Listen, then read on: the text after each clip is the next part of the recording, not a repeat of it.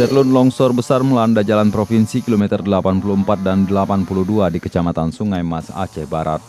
Akibatnya lintas Melabuh, Aceh Barat, Gempang Pidi lumpuh total sudah 5 hari terakhir.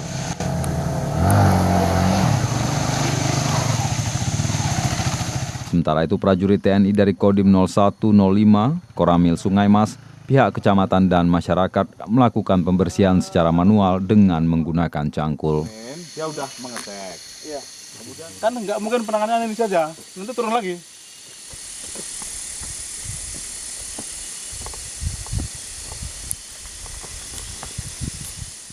Namun longsor dikarenakan hujan lebat yang parah tersebut belum dapat diatasi sehingga butuh dikerahkan alat berat.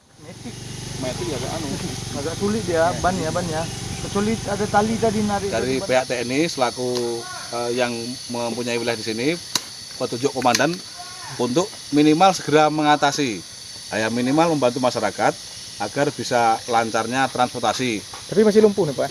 Kalau untuk yang kilometer 22 sebenarnya sudah bisa dilintasi oleh kereta ataupun sepeda motor ataupun roda 4. Namun untuk yang di kilometer 24 kondisi daripada longsornya memang sangat parah.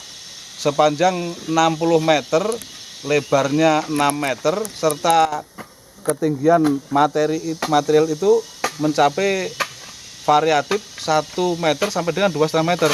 Ini sudah berapa lama Pak? Nah, ternyata sebenarnya ini sudah kira-kira sudah 3 hari. Pak, menurut saya lihat kalau di kawasan Aceh Barat lebih lambat ditangani daripada di daerah Sigli.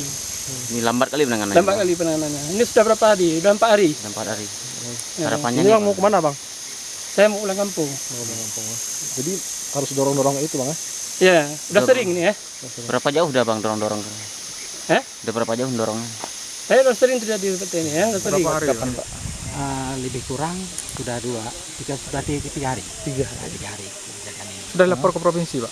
Sudah kita laporkan ke provinsi dan ke kabupaten, dan mudah-mudahan akan turun segera alat berat yang kita mintakan supaya hubungan ini jangan terlalu lama bisa dilalui. Oke. Dari Melabuh, Rizwan, Serambion TV.